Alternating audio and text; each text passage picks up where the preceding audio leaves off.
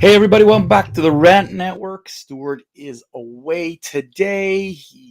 I couldn't make it for today's rant. I know he'll be back here on Monday because he just loves this. He doesn't want to miss this type of thing.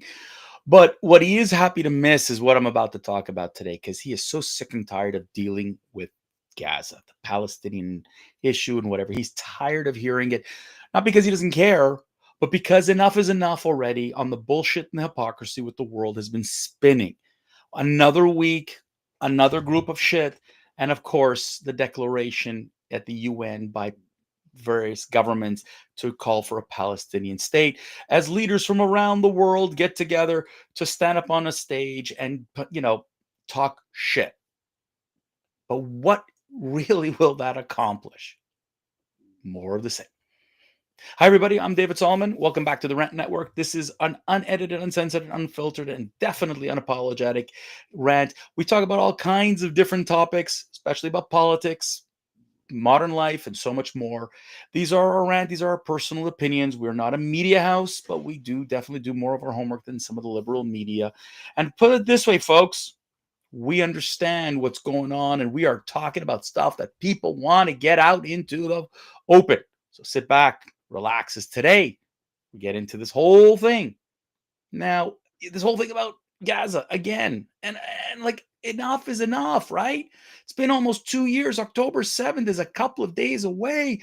730 days or so of since the attack, since people were taken hostage. As of today, 48 hostages are still remaining in Gaza. 20 are assumed to be alive, which imagine 28 are dead and are being held as a way to exchange for Palestinian terrorists and other prisoners. And lo and behold, here's what's happening.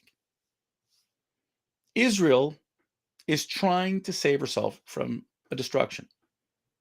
For the longest time,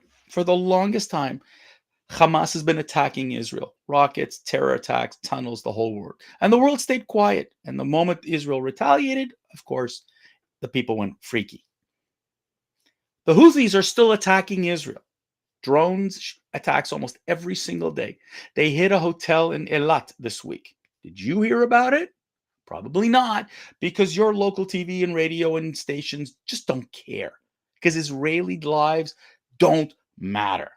Only Palestinian lives. It's an insane belief today, ladies and gentlemen, that the world continues to treat Israel as a pariah. This anti-Semitism has gone off the charts. The United Nations released a document that was full of holes written by anti-Semites declaring, of course, a genocide. And Israel said, you can't prove it. The UK had to quietly say, yeah, it's not quite all there. But they didn't yell it and scream it because why would they? And this week, as expected, the leaders from the UK, France, Australia, and Canada all ran into the UN with the idea of declaring a Palestinian state, including my fucking idiot prime minister and his stupid Anita Anand, who's his one of his cabinet members, as she stood up applauding. It was she gave an standing ovation. We're going to declare a free Palestinian state. But again, it negates the whole thing of what are you doing? How dare you, Canada, UK, France, Australia, all these over 100 countries declared a Palestinian state. But again, who's the boss? We'll talk about that in just a second. But interestingly enough, how many times that there was this, reiteration that Israel must cease the hostilities. Not one word about Hamas. How many times did they keep saying that Israel must, has to be sanctioned, but not Hamas? Time and time again, these same leaders said we're going to stop, sending arms to Israel, but you continue to send money through UNRWA, which arms Hamas. But that doesn't make a difference because it's a one-sided battle.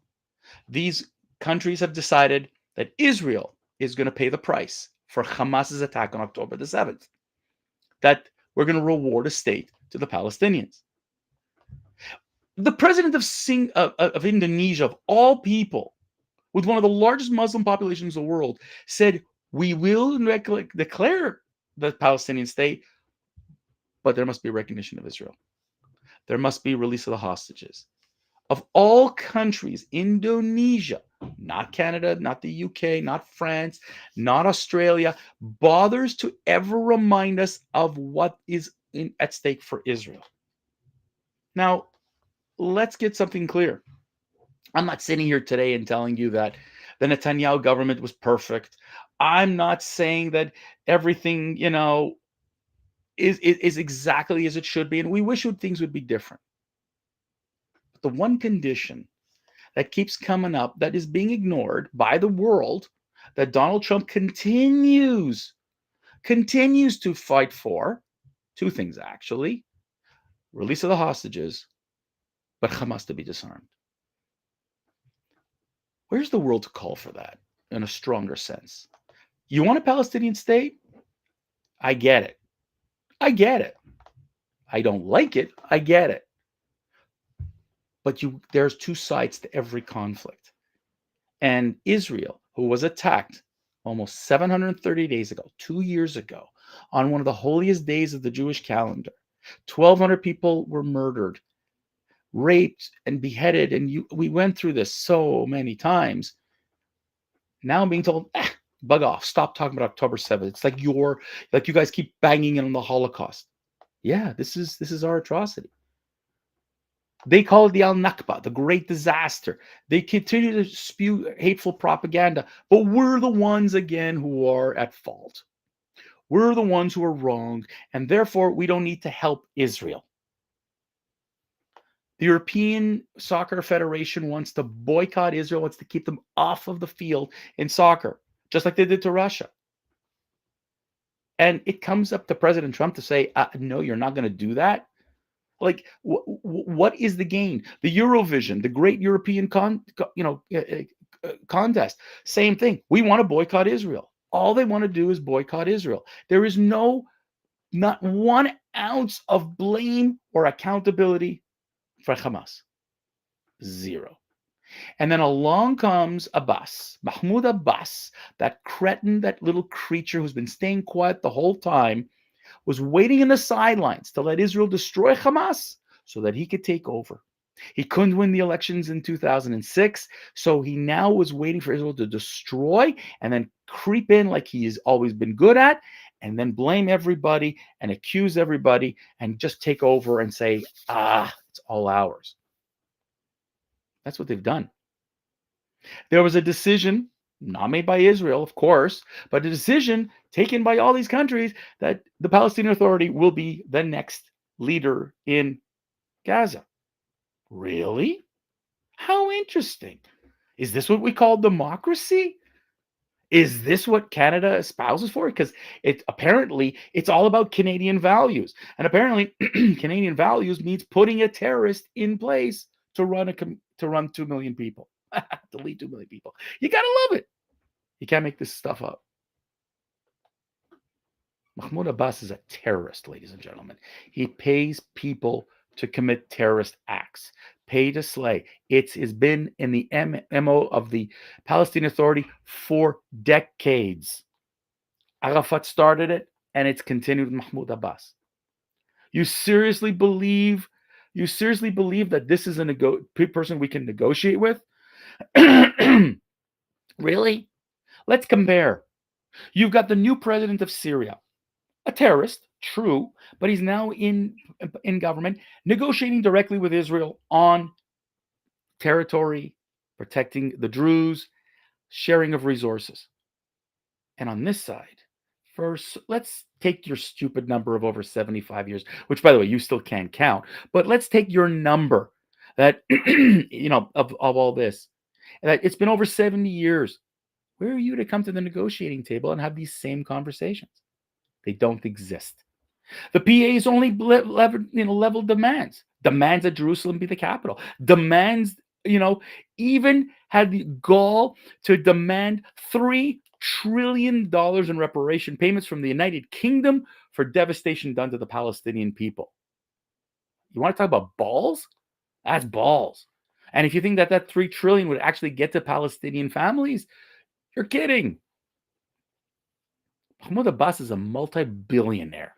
Just like the boys at Hamas who Israel took out. They're all multi-billionaires because they've been stealing your tax dollars that your governments have been shipping out to the so-called Palestinian to help them. Now, if you go to Ramallah and you go to all these other communities, you're going to say it's all Israel's fault. Israel has denied the Palestinians of developing and growing. That can be furthest from the truth. Because it's been the Palestinian Authority and Hamas that has prevented any form of success because their goal is to annihilate Israel. It has nothing to do with the Palestinian people. Every Arab country knows that. And yet the West continues to say, no, we know best. Interesting how these colonialists who are, telling Israel what to do, like authoritarian colonialists, right? There isn't a democracy. There isn't a negotiation. There's only sanctions on Israel. Spain has leveled. Ireland has leveled. Other countries want to level it on Israel. But nothing on Hamas. Nothing on the Palestinian Authority. Because they believe that the freedom that it's going to be, the dignity, the Palestinians, they think that this is the way to go. It's the furthest from the truth. When I've said it before, out with the old boss, in with the new boss, same as the old boss. Nothing has changed, ladies and gentlemen. All these so-called leaders are interested in two things: money and power. And the only way they can get that is by keeping their people weak and angry at Israel and the West. Mahmoud Abbas says one thing in English and another thing in Arabic. He'll say one thing to Western media and he'll say another thing to the Arab media. Why aren't we listening to Arab media? Why aren't you listening to what this man has said? That he continues to push for the destruction of the state of Israel. Kill Jews. He has supported and endorsed terrorist attacks even in the last 2 years. While Israel's fighting Hamas, he's been helping to kill Jews because it's part of their goal. Guys, understand one thing. The enemies of Israel have been trying and still trying to eradicate Israel. She ain't going anywhere. If there's something you haven't learned in 2 years, is you could turn up the heat and Netanyahu will say no. The Israeli, resilience is there. Yes, Israelis are tired. Yes, they want the hostages to come home. Yes, they're fed up with what they've been seeing and they are tired. 700 soldiers have already given their lives to keep Israel alive. These are not, imagine your kids, 18 to 25-year-olds, laying down their lives to save your country from a terrorist group. You would be devastated. That's what's happening in Israel. But instead of understanding and helping and wanting to be there for Israel, a democracy, Canada, UK, France, Australia, Spain, Portugal, and the like, threw their support behind the terrorists. They rewarded Hamas. They got thank you cards from Hamas, thanking the world for understanding the Palestinian plight. To one group of people, this is about annihilation, and to the other group of people, it's about survival. And the world continues to mix the two. Israel's not genocidal. It hasn't been proven, and it hasn't been proven, and it has not been proven. The United Nations is not a legit body. They've been outed by enough countries to say they're not legit, and to say that they were reliable when you have anti-Semites who've called for the destruction of state Israel to say, oh yeah, they're going to give you a real, neutral opinion is bullshit. And Mark Carney and Keir Starmer and Emmanuel Macron and Albanese from Australia could take a page out of the president of Italy's playbook. She has been one of the most steadfast anti-Palestinian, to declare a Palestinian state. She's been saying it is wrong and has supported Israel. One of the few. She won't recognize it because it doesn't make sense. All these lefty governments want Israel to fall. They want to be a Palestinian state from the river to the sea, not an Israeli state, not a Jewish state. And Mark Carney and Keir Starmer and Emmanuel Macron will suffer the pains of making a call like that. Israel's a contributor to the world. Stewart brings it up numerous times, how much Israel and Jews have contributed to the world. And you ask yourself, what have the Palestinians contributed to the world other than terrorism? Nothing. So little, so few and far.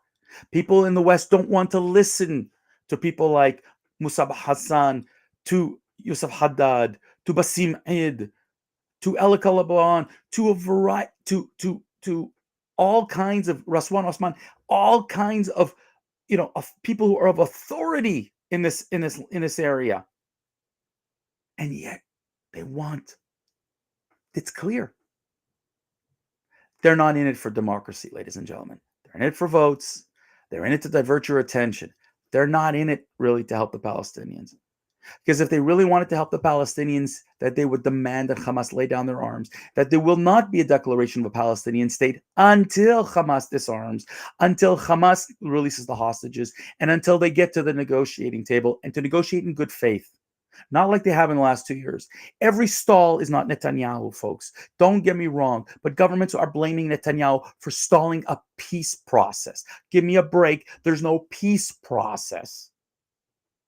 Right now, we're trying to get to a ceasefire, and Hamas has stopped it time and time again.